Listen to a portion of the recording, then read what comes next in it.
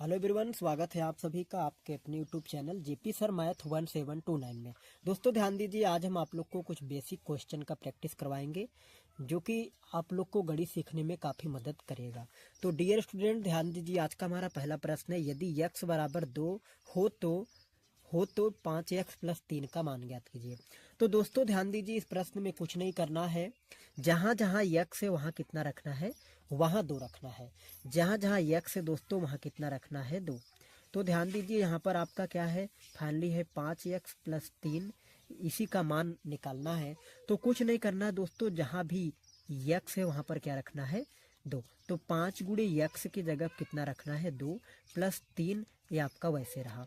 अब दोस्तों ध्यान दीजिए, 5 में 2 का गुणा होगा तो कितना आएगा, 5 में यदि 2 का गुणा होगा तो कितना आएगा, 5 दूना 10 और प्लस कितना हो जाएगा, 3। तो बराबर कितना हो जाएगा दोस्तों, बराबर हो जाएगा 13। तो इस प्रश्न का आंसर क्या हो जाएगा, इस प्रश्न का आंसर 13 हो जाएगा।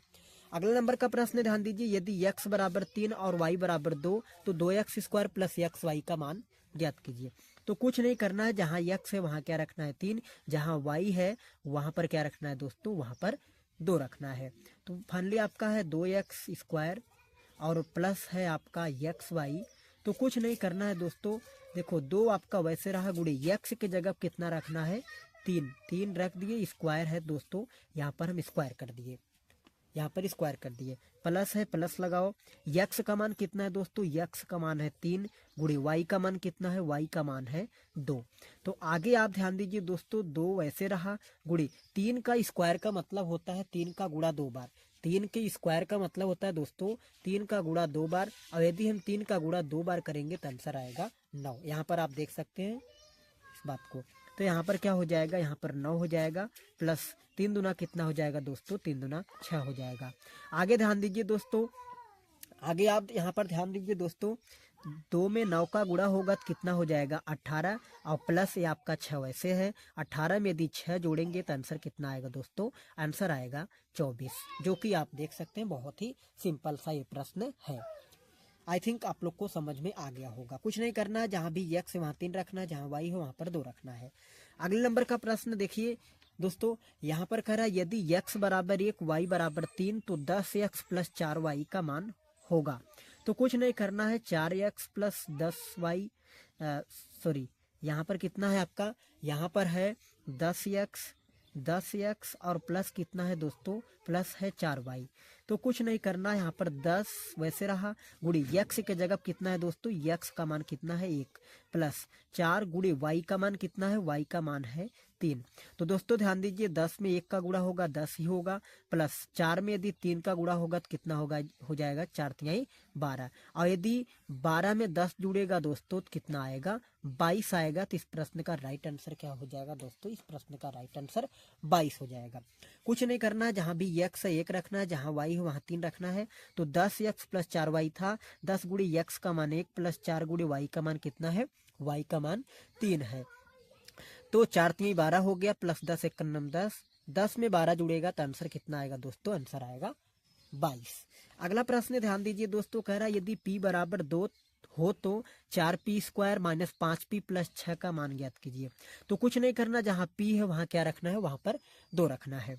तो फाइनली आपका है 4p square minus 5p plus कितना है दोस्तों, प्लस है 6। तो कुछ नहीं करना, 4 वैसे रहा दोस्तों, p का मान कितना है 2, तो 2 रख दिए, स्क्वायर है तो स्क्वायर लगा दिए, माइनस 5 गुणे p का जगह कितना है दोस्तों, p का मान 2 है, प्लस 6 है तो वैसे रहा।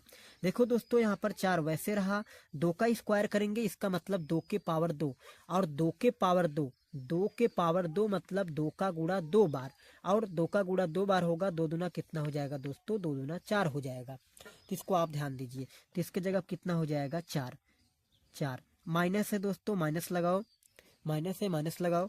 5 में यदि 2 का गुणा होगा तो कितना हो जाएगा, 5 दूना हो जाएगा 10, और प्लस कितना हो जाएगा 6।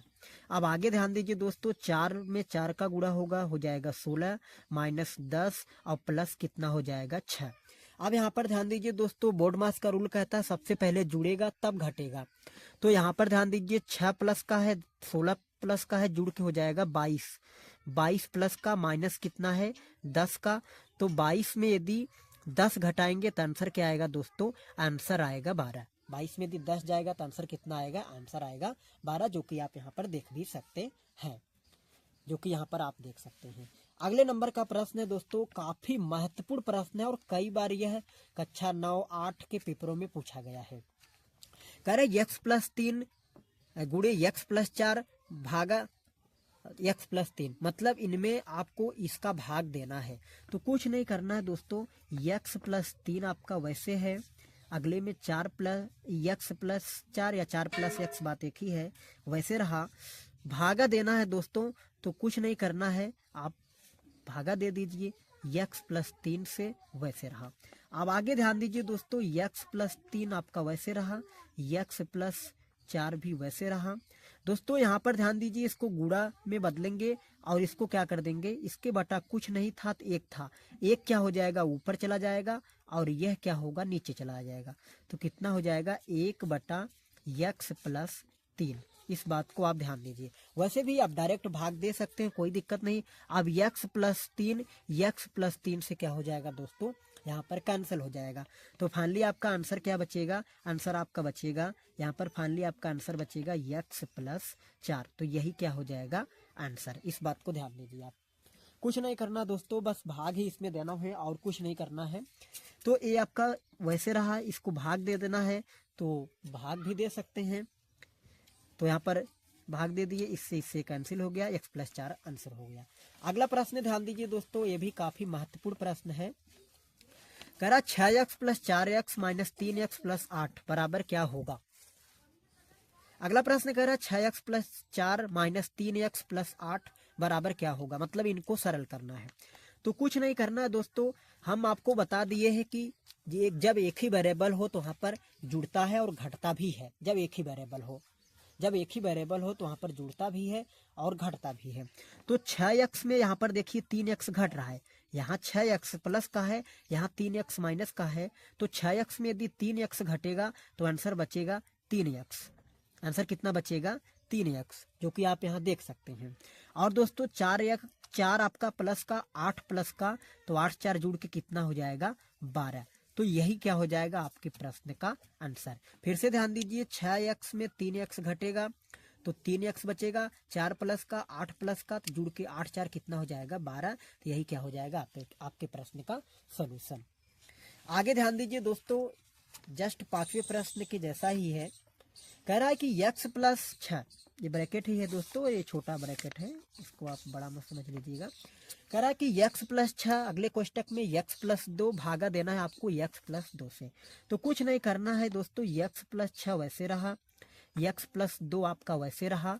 भाग के साइन को गुणा में बदलना है, इसको नीचे कर देना है, जस्ट आपको बता दिया अभी इसके पहले।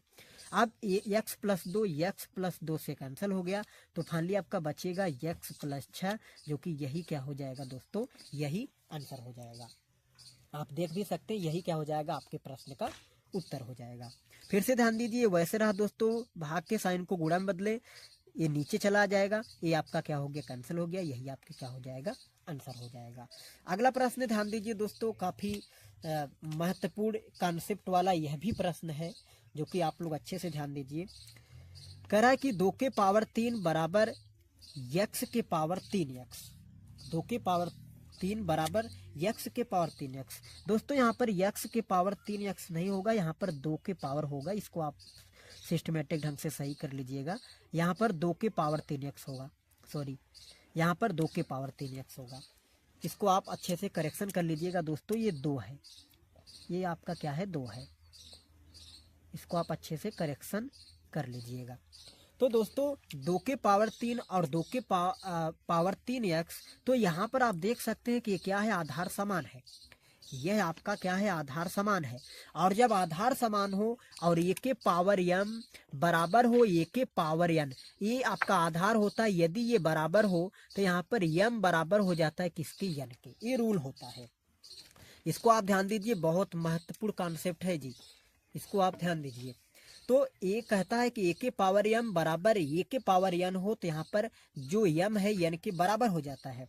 तो यहाँ पर ये आपका 2 है, ये भी 2 है, बीच में बराबर का साइन है, ये तो जस्ट यही आपका लग रहा है। तो 3x क्या हो जाएगा, ये 3x दोस्तों 3x ये आपका क्या हो जाएगा, 3 के बराबर हो जाएगा। 3x क्या हो जाएगा, 3 के बराबर हो जाएगा।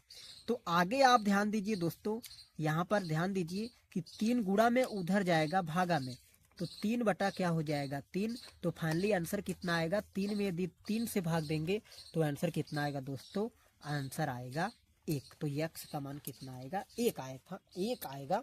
यही आपसे पूछा था कि x का मान क्या होगा। अगला प्रश्न ध्यान दीजिए दोस्तों, यह प्रश्न बहुत ही आसान प्रश्न है।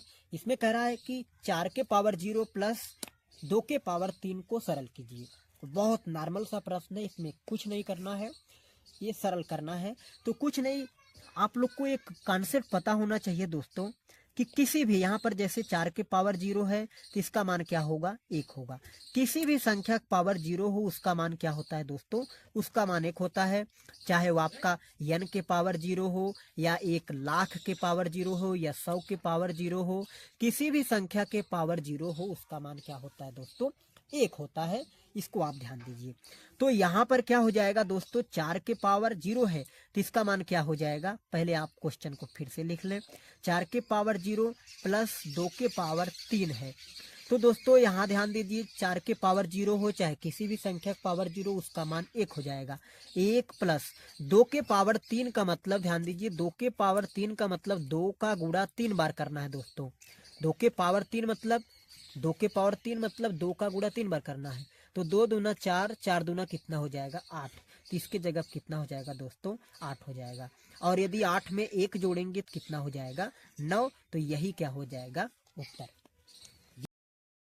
यदि दोस्तों आप लोग को इतना समझ में आया हो तो प्लीज आप लोग को 10वें प्रश्न का उत्तर कमेंट बॉक्स में जरूर लिखना है।